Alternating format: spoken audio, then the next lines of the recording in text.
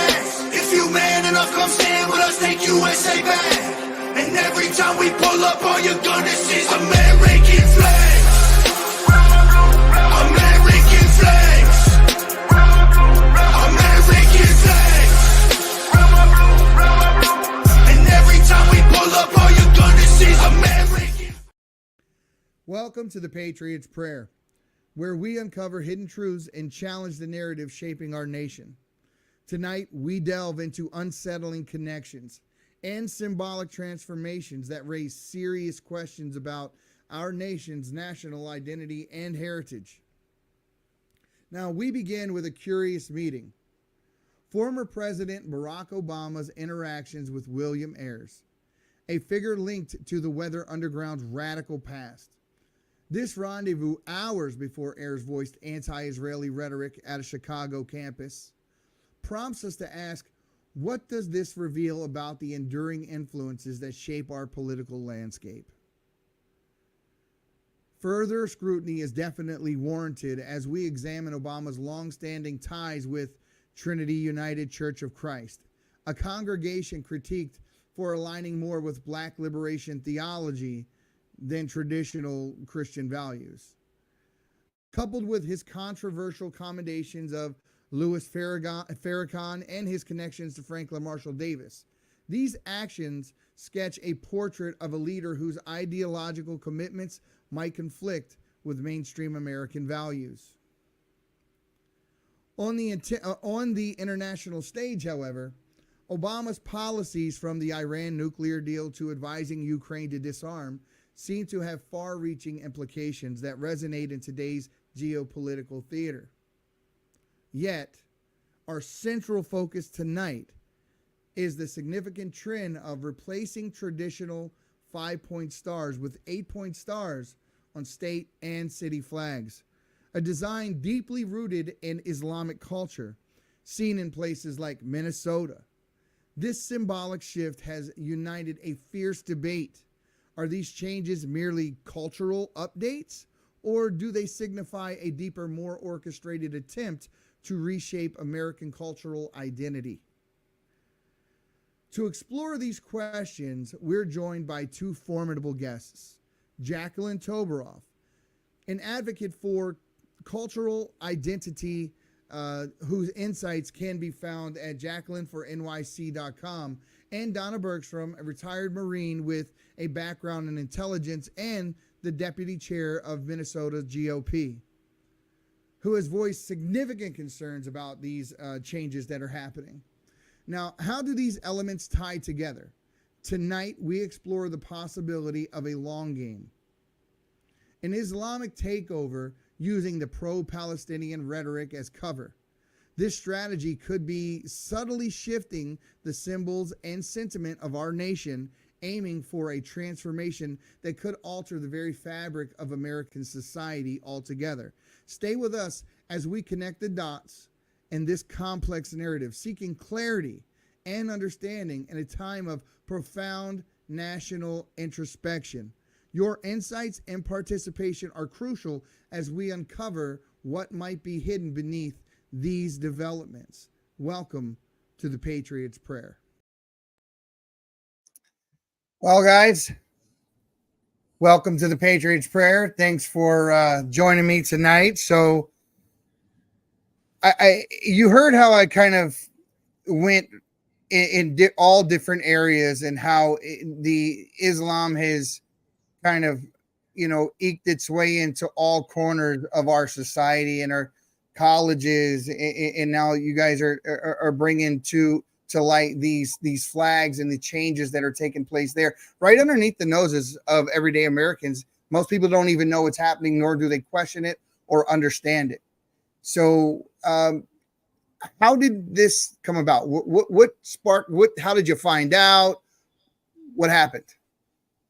So I'm a mother of two. I'm very entrenched in cancel culture, parental rights, and the revival of America brought forth by concerned parents, concerned moms.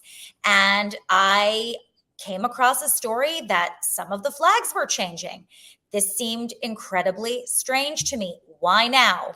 All of a sudden, I noticed there is a ubiquitous 8-point Islamic symbol making its way onto a minimum of 17 flags throughout the United States. Individual cities and states have changed their flags. We'll get into how in a second. They have really erased their history. In many cases, the American 5-point star that was agreed upon and created by Betsy Ross and George Washington in 1776. And they have replaced Native American Indians. They have replaced settlers. And guess what? They have all suddenly stumbled upon the 8-point Islamic symbol. Could it be a coincidence? It is not a coincidence. Okay, and Donna, you're in Minnesota. I mean, what are your thoughts here? This is happening in your state. It is, exactly, and it's really quite shocking. I will have to say that a couple of months ago, actually in January, the chairman of the Republican Party and I, we launched a campaign called Save the Flag, because this process to change our flag was really rushed. Our 2023 legislators put together this legislation that said a 13-member panel was going to recommend a change to our flag.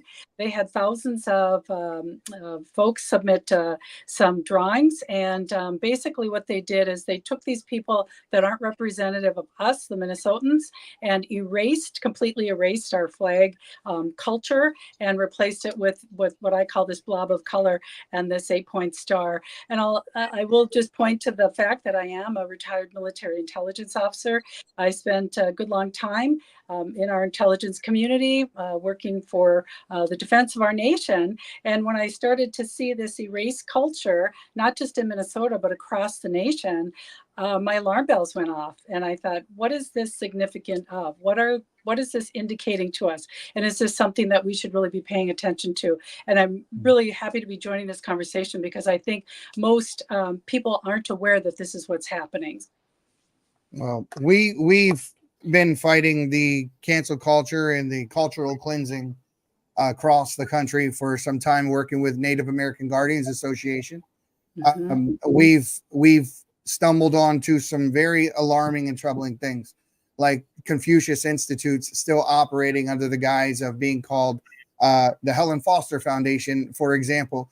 All of these things are communist or Marxist in nature, whether it be the erasure of Native American imagery or symbolism, or the flags as well.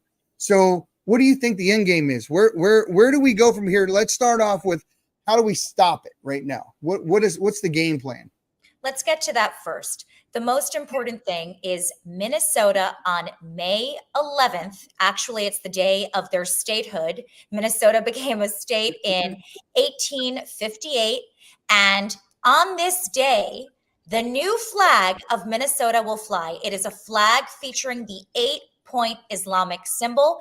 And Donna Bergstrom can get into this with you, but when she asked the flag committee, 13 members that were not elected but appointed to make a decision for 5.7 million Minnesotans. Are you kidding me?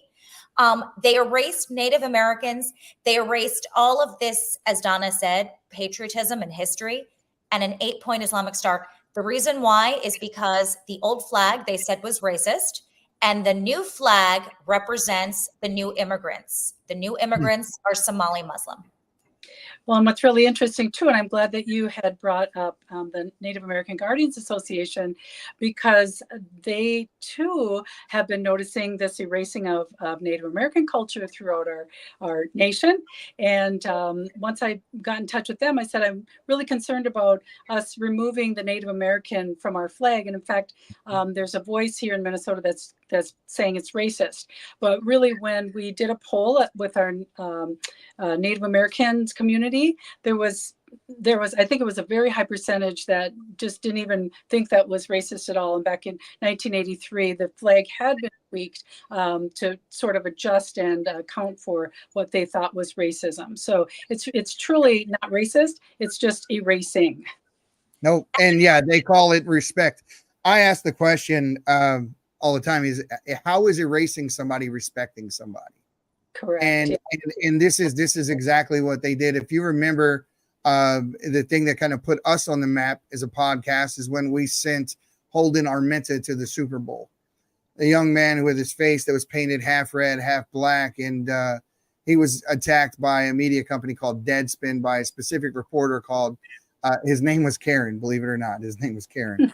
And so, this was our first kind of introduction to finding out that the numbers that you talk about are universal across the country. It's usually a 91-9 split. 91% of most all Native Americans polled don't find any of these symbols or imagery at all racist, whether it be the Redskins or the Cleveland Indians. We had the descendant of Francis Sockalexis on the podcast, for whom the Cleveland Indians was named, the legacy. And we had to talk with him as well. And what we're dealing with are a few people that the media seems to, zoom in on and try to make it look like they're more than what they really are.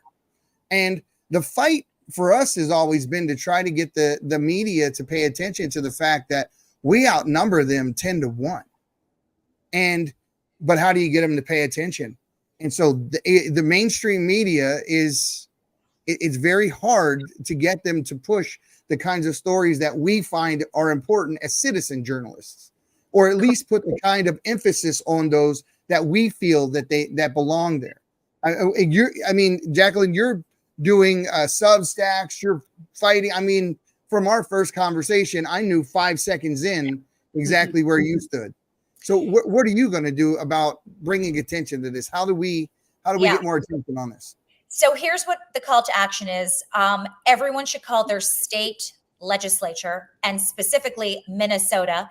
The author of this bill is Mary Kunesh. Flood her phone line. Tell her, call as many times as you can. Have your friends, have your family call. Tell her you do not want the erasure of the Minnesota flag, and you certainly do not want a new flag with an 8-point Islamic symbol. You want to keep the flag that is there. Put it on the back of a ballot, let people decide. Let people decide why 13 people were appointed and they're making the decision for 5.7 million people. And by the way, only legal people should be deciding. I would ask the question of who appointed these 13 people and who are they? Donna, you can answer that. Well, I was going to say that's really the interesting point of all of this, is that it was a very select few that were asked to participate. So the governor was able to appoint 3, and then we had our commissions of Asian Pacific, African, Native American, and so it was very specifically crafted so that it was a minority voice, if you will, of our population here in Minnesota that was represented. Rather than the majority population. And there has been legislators that have tried to say, look, we want to just have this brought up into our legislative cycle. Let our elected voices make this decision for the people, or let's put it on the ballot. But the legislation was written in such a way that it's negative legislation, and that unless somebody brings an objection to it, it will become law. Well, when the Democrats control the House, the Senate, and the governorship, they're not going to allow anything to be brought forward. So it's really just, I guess, as we'd like to say in the military, cramming it down our throats. Exactly. You're going to take it and you're going to like it. And so we don't like to live like that here in Minnesota. And I think it's really disrespectful for our history. It is. I actually have a recording of the committee, the school board in Utah, that I guess they didn't realize that people were going to download the recording and listen to the MP3s of the meetings, and they, out of their own mouths, and I'll give you the MP3 afterward, Jacqueline, you'll have fun with it. And what they said was essentially, let's find out who would be favorable to removing the name Red Men, and let's put them on the committee. So they were crafting the committee of people with like minds and polling who they would be before they chose them for the committee, so they would get the desired outcome. But what they didn't count on is the women who are out there who are fighting this issue. I mean, they're warriors. They They are on it. I hear from them every few days, and they're just fighting and fighting and fighting, and they're trying to get attention on their issue, just like you guys are trying to get attention to this issue.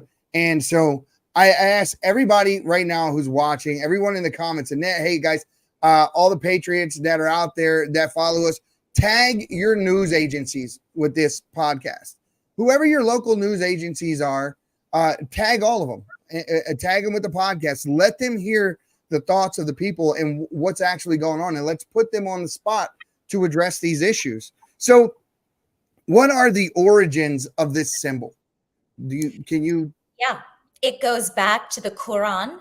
The Quran, so the 8-point star is really two squares overlapping each other. And it goes back to the Quran and how the Quran is divided and digestible to read. This is so deeply rooted in Islam. In my Substack article that came out today on Supermoms Activated, I link what the Muslim scholars say about the 8-point symbol. It is one of the most prominent ones. It flies on the flag of Tehran, which just attacked Israel. It flies on the flag of the Iranian military intelligence. It flies on the flag of the Ottoman Empire, of Azerbaijan, of the Turkic states. If it's on the flag of the Free Palestine posters that we see at campuses, which also have been conquered and now have the victory flag of the Islamists waving. Well, let's show the viewers what we have here. So this is what we're looking at here is the new flag of Reno, Nevada on the top. And on the bottom, what you see, this is the flag of the Iranian military intelligence. And if we take a quick turn here, what you're looking at is the Dome of the Rock on the bottom, a very famous symbol in the Middle East. And then this is an aerial view of the Islamic Cultural Center in New York. It's built to an 8-point octagon design, you say here. And this is how, wow. If you're not paying close attention, folks, this is exactly how they're doing it. And by not telling you, you don't understand what these things actually mean. And there are no votes. There's, like you said, there are committees that are deciding these for the people. And the people a lot of times got their head down working, taking care of their everyday lives and family and things. And these things are happening and they don't know and they don't understand. So it's up to us. It's up to us because the mainstream media, like I said, they're not paying attention, and we really need them to pay attention. Now, this one is the flag of New Hutchinson, Kansas, on the top, and at the bottom, oh God, I'm going to butcher this name, Azerbaijan. Let's just go there. I can say that. So the next one here is the final proposed flag of Utah Task Force, and it is someone who plans on probably retiring in Utah. And knowing the demographic of Utah, I am so surprised at some of these things for as conservative of a state as it is. And it's probably the most conservative state in the country. So if it can happen there, it can happen anywhere. And the bottom ones you're looking at is Turkic states. And so these all have that common symbol that you're talking about. And here's the famous one of the Ottoman Empire. But on the top, this is the proposed no, this is the new flag. This is your flag here. Is that the way this reads? Is that correct? Actually, on our screen, we don't see what you're seeing. So it's not flipping. It's not flipping. Here you go. I apologize. So here is this the flag that they're talking about in Minnesota? Oh, yes, it is. And before, so people will see the other one if they didn't see it. This is the one they're talking about here in Utah. And what you're seeing there on the bottom is the Turkic states flag. But let's go back to that one in Minnesota for a second. So this is what they've done, and are they going to get away with it? I guess is the answer, as the question. Well, I think the unfortunate answer is probably. Okay, because we have really been trying to bring this to the attention of good Minnesotans all over and through different media. But as you know, it's a very uphill battle to get our conservative message out. And I really feel compelled as a former intelligence officer truly sound the alarm, because if this is true, then this is something that we honestly need to pay attention to. Okay, so we should just really pay attention to this and figure it out and look at the indicators, because is this paving the way for something else to come along, either after it or alongside of it? And when we erase the culture that we have here currently in Minnesota, you're erasing 11 federally recognized tribes here in Minnesota that have lived, thrived, and existed for centuries. You're erasing our immigrant population. You're erasing that flag that is very indicative of what we used when Minnesota sent forces to the Civil War. So there's all sorts of symbolism tied into this flag, and boom, just like that, it's gone, it's erased. It is now something that will be replaced by colors and stars. And again, what is this paving the way for, and what will be added next? And what does this indicate? What is coming down the pike, I guess, for us here, not only in Minnesota, but across the nation. And I think Jaqueline's really tapped into that as to what this really is pointing to, if you will. So we have a listener just put a question out to Deborah. It says, excuse me, Donna. It says, could the governor override these things and change them back? Oh, sure. We had a different governor, absolutely. But it was this governor, I'm sure, that was responsible for ensuring that this legislation got through. There have been legislation presented in the past that has said, look, we should really redo our flag, we should redo our seal.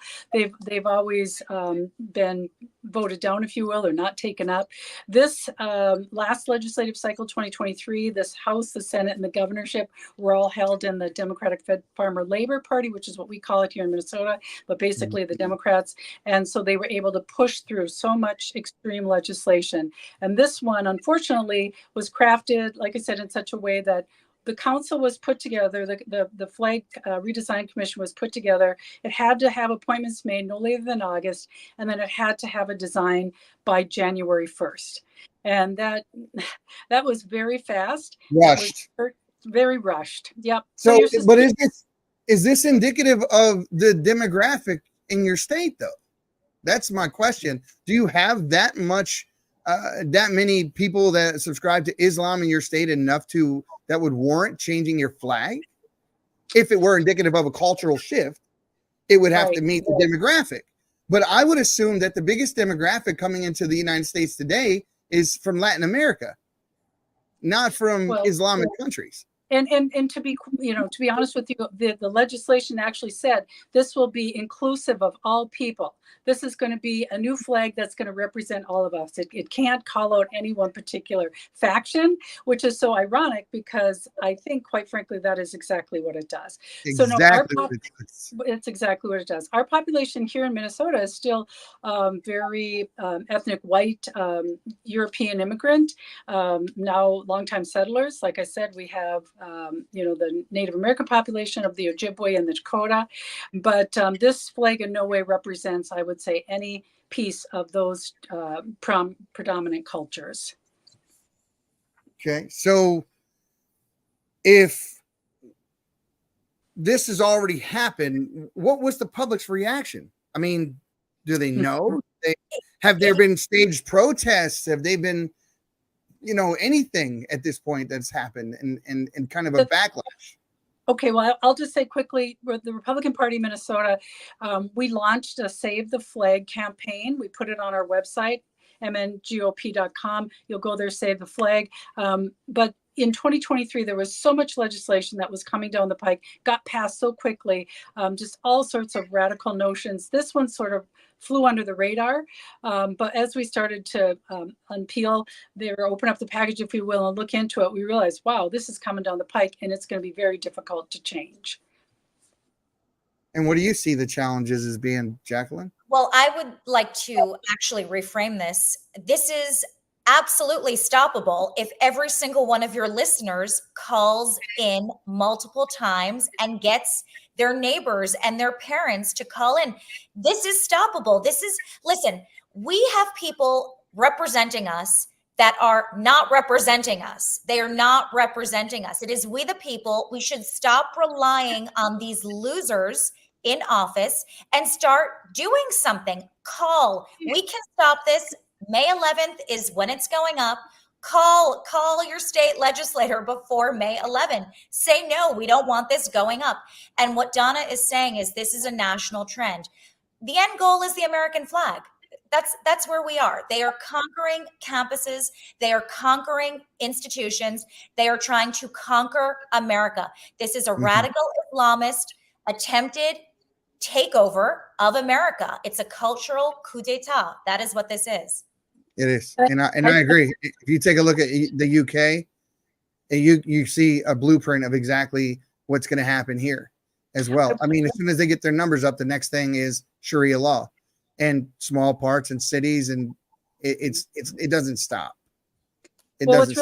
What's interesting too is that we have had some organic flag rallies at the Capitol, trying to bring attention to it.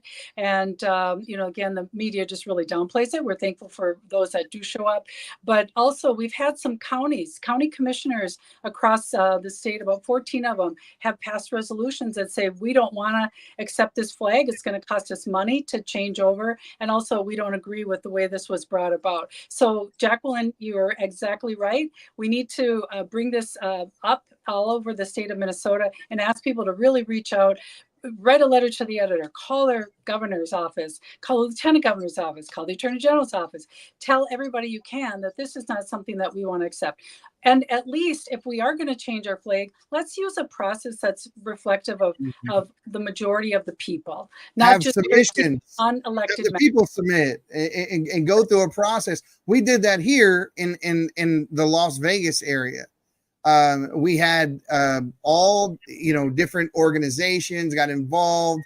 They all did their own artwork. They submitted it. People voted on it on an online database. It was a whole thing, and everybody was involved. And so the outcome was something that people wanted, as opposed to what you guys have described as the rushed. This actually, there were in all of these cases design submissions. That's not the issue.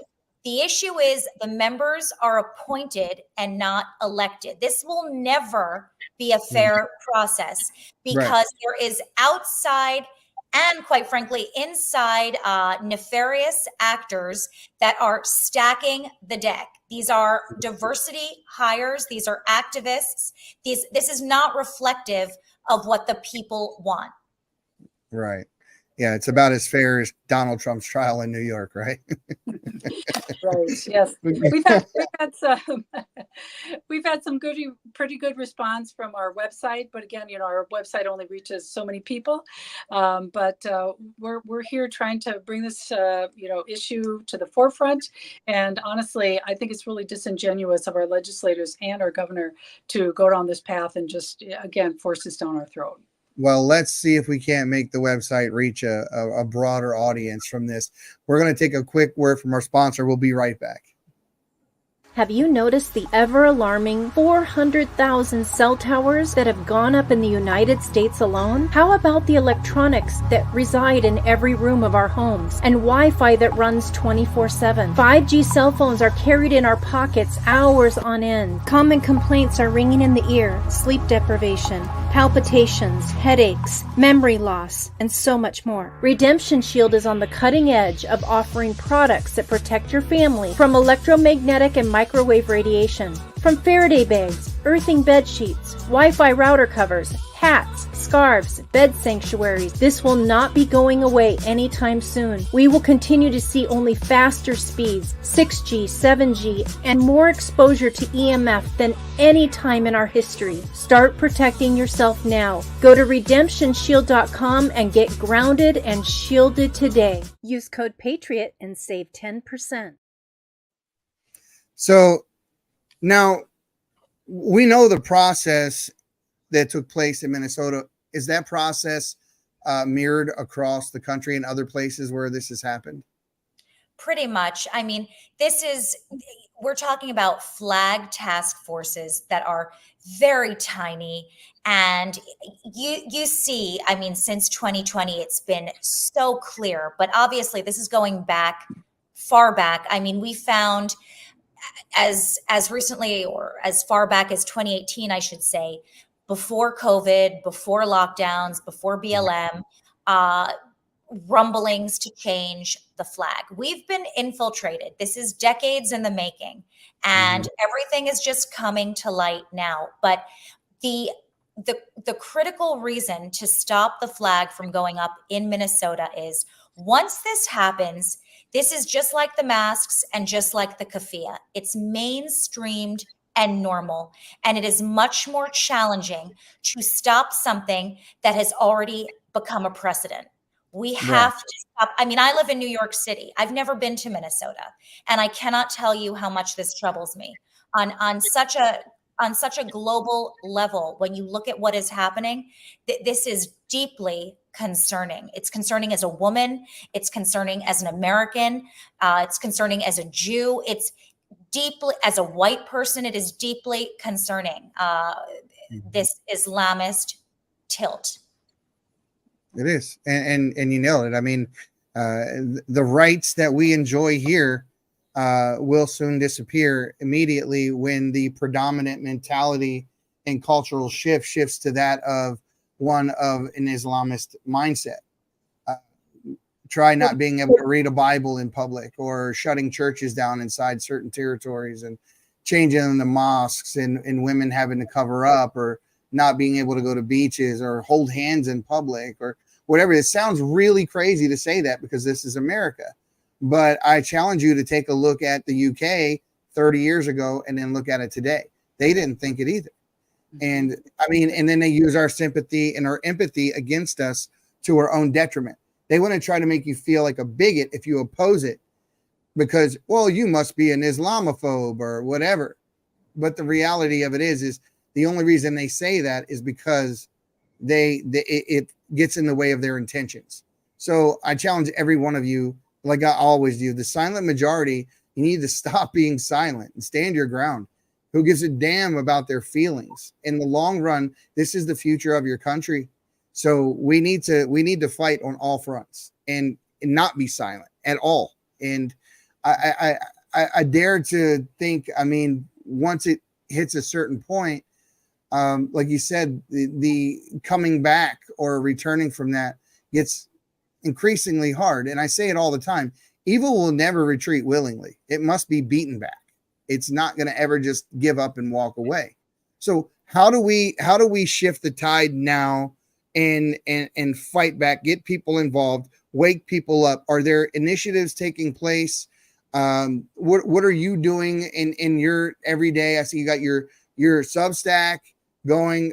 Do we have other committees and people that are getting involved in on what level to try to undo these situations? Yeah, I mean, look, again, I live in New York City. Up until 5 minutes ago, you heard helicopters because they're tracking terrorists that have shut down NYU, CUNY, Columbia, Fordham today, the new school, that's 5. I'm sure I can think of a couple more. Those are post-secondary institutions, but then you definitely have K through 12 that have also been completely infiltrated by Islamist teachers. The Islamist teachers at schools are really the issue, much more so than these groomable children. Yes. But, so what am I doing about it? I mean, I'm kind of fortunate in that this tilt that the Democrats have made to really embrace tyranny and Islamists and Marxists is so anti-women, is so anti-parent, is so anti-family, is so anti-free markets that it's actually turning people to the right. And we have a lot of left-leaning people here in New York City who are really rethinking how they're going to vote thanks to this. Look at how Trump was received in both Atlanta when he drove down the street and they lined the streets just to wave and cheer him on, or how he was received in a bodega that he just went into. Now, unlike the Biden visits, they didn't go in and poll everybody about how they felt about Trump before he walked in. He just went in, and they loved him. I mean, the biggest lie is that he's not liked as well as he is. He's probably the most popular president in U.S. history. I I put that out there, and I really do believe that. I know that they're trying very hard to make us not think that, but that's exactly what this is. And if, like you said, it's the teachers that are indoctrinating the students and teaching them a skewed history, a skewed a point of view on the heritage and the origins of the United States. And I mean, we talked before, when I came in my monologue, I mentioned William Ayers bombed the Pentagon, killed police officers. It belonged to a radical group called the Weatherman Underground. He was the ghostwriter for Obama's book. He was the one who got him into politics, him and Teresa Dorn. People don't realize the origins of the people they hero worship. And he is a college professor. Why would you let a murderer teach your children? But that's exactly what they're doing. So it's no wonder these people come out. You go into college a free thinker, maybe loving your country, and then you come out some radical who has a very skewed look, a skewed point of view, maybe based off of what you used to love or idolize or admire about your own country. And now it's trendy to hate your country. How do we upend that? What do we do to the universities to fix that? Because that's where it has to be done. It has to be done there. It's shocking. It is shocking. But I just want to go back real quick. Here in Minnesota, even though we're considered a blue state, which I can give you the numbers, we're not really that blue. But our Trump-Biden polls are really showing that Trump is edging out Biden. And people here in Minnesota would prefer this fall to vote for Republicans over Democrats by 45 to 44%. So that's a pretty good. That's really telling. Breaking news. I mean, that's great to hear. Since he's been going so hard for Dearborn, that is really comforting.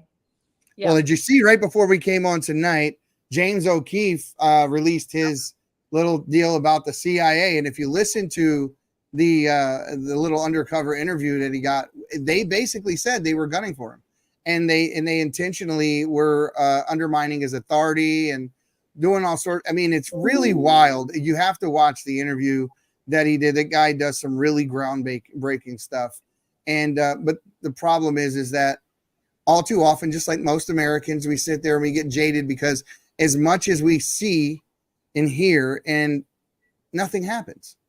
No one gets arrested. No one, well, at least no one on the left gets arrested. I mean, the law we want one thing in the United States. We want people to be treated as individuals, not as groups. And we want a country that applies the law evenly, right? Just evenly. That's all we ask. We don't see that. We don't have that. And now they're talking about stacking the courts. I mean, we've really got a crisis in its international identity. Who are we as a country?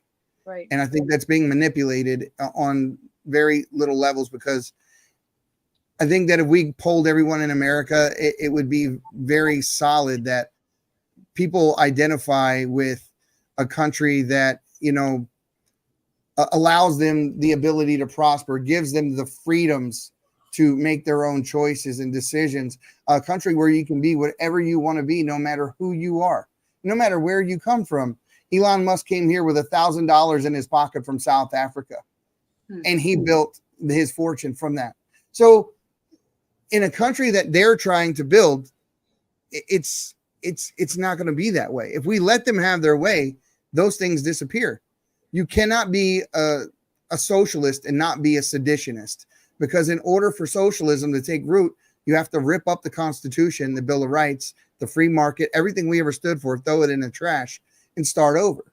So I don't understand how we have people in our Congress, in our Senate, that belong to groups like the DSA. Well, I'll just tell you right here in Duluth, Minnesota, I have a state senator who is an endorsed member of the Democrat Socialists of America Party, and a House representative that is a Democrat Socialists of America Party member. So there you have it. I mean, that's right here in Minnesota, and that's not uncommon. That is, we have several of them across the state. And just recently, we had a state senator who was convicted of burglary. She burglarized her stepmother's home. Yeah, she's a licensed foster care mother. She's a lawyer. She's a lieutenant colonel, I think either in the National Guard or the Air Guard. But here you have somebody that should resign from their position. She's a Democrat, DFL. And yet she went to the floor of the Senate and they took a vote whether she should be allowed to vote or not on the floor. And she voted for herself to vote. Now we're 34-33 in our Senate here. And I mean, where does that come from? If this was a Republican doing this, absolutely, they'd have our heads. But no, Yeah. she can sashay in the Senate there and get hugs and kisses and welcome back to the floor because they need that vote. They need that vote to push through their radical agenda. So they don't have standards. It's different standards. Yeah, they don't have standards. The only thing the left stands for is that they won't stand for anything. If you stand for something, they won't stand for it. That's literally how they are. Najir in Florida, I forget her last name, she's running for Congress, is literally a convicted drug dealer. As they busted her house at $1.9 million and at gold bars, writing bad prescriptions, and yet she's running for Congress. And this is what they don't have standards, and the agenda means more than the law. And I just like you, just like my listeners, we get frustrated, and we want to know there's a way back to sanity, to common sense. What do you think about this, Jacqueline? Yeah, I mean, again, like I'm just going to repeat, there is a way back.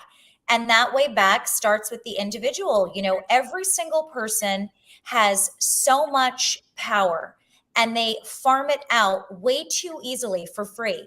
If every single one of your listeners calls this their legislature, we can stop this flag from going up on May 11th. This is not difficult. It really isn't. You've got enough listeners to do that. We can all do this. This is the same thing with college campuses. We should not be backing down and accepting this. And as hard as it is, I mean, I'm a mom, I've got 2 kids. I'm not sending my kids to one of these hellscapes. And, you know, it's I don't know if it's a sad pill to swallow. I mean, you know, I send them to good schools. I'm on them to do their homework, you know, all this normal stuff. And now it's like, you can't look at schools that prior to this would have been aspirational. They're no longer aspirational. They're nightmares. I want zero to do with them. Yeah, when you have activists that are teaching the class and they don't allow you to use certain books in order to do their assignments or answer their lectures, they literally have books that you're not allowed to use. And if they find out you're a conservative on campus, then you're a target. If you're Jewish, you're a target. No one's going to get a fair shake in that system. And now they're just talking about expulsion. Like, if you don't do this, you're going to be expelled. Meanwhile, the staff and the teachers are sitting there locking arms. Every one of them should lose tenure immediately. They've broken the code of conduct. Title VI has obviously been violated. Why are we talking about these, we might enforce these laws. We might enforce these rules. They committed hate crimes. Why is it a discussion? Yeah, the problem with academia is that it has been wedded to the left for decades. The professors that are not foreign born and not from Islamic countries, they already skew as far left as it goes. Yeah. It was easy for them to get on board with the shutdowns and the masks and the climate and the abortion and whatever other, the Ukraine, and the trans. And this BLM on steroids, this, Marxist Islamist group is really just another extension of all those other groups. It's all the same thing. Sure is. Absolutely. Well, I think if there's ever been an argument for doing away with the Department of Education, and giving education back to the states where it belongs. It's not in our Constitution. Yes. What are we doing with the Department of Education? This is it. This is it right here on display. Let's take a good, hard, critical look at that. Yeah, and school choice would be such a good, but the Department of Education is in the way of that. That's exactly what it is. And the Uniparty, if we're just being honest about it. Yeah. So, okay, so we're getting ready to close out here, guys. So before we get out of here, I'm going to give you guys the last words. Anything you want to say to my audience before you get out of here? Yeah. I think the thing to do now, you led with this, Eddie, is citizen journalists are reporting the issues that really are what Americans want to hear about. So if you want to hear about what is happening locally, on a state level, on a national level, that impact your life, please check out my Substack. It's Supermoms Activated. I like to educate parents. I like to connect policy to your front door. And I think right now, the biggest story right now in America is this Islamist takeover. And you see it everywhere in all aspects. And there's a reason why they're not reporting it. There's a reason. I will report on it. So follow me at Supermoms Activated, and you can go to my Instagram at Jaqueline for NYC. That is JAQUELINEFORNYC. And I would just add, thank you all for the time of this conversation. MinnesotaGOP.com, or I'm sorry, it's MNGOP.com. We've got Save the Flag on there. Please go to that. Any veteran like myself, we took off our uniform, but we didn't take off our commitment to serve this great country. So I would just call to action for veterans to step in and pay attention and see what's really happening. And for people to reach out to their legislators and tell them, this is not what we want. This is not where we want to head as a nation. So that's what I would say. And as usual, the silent majority, you need to stop being silent and stand your ground. We'll see you next time on the Patriots Prayer. My people of this country, and we're under attack. They banning us, they cancel us for speaking the facts. If you man enough, come stand with us, take USA back. And every time we pull up, all you're gonna see is American flag.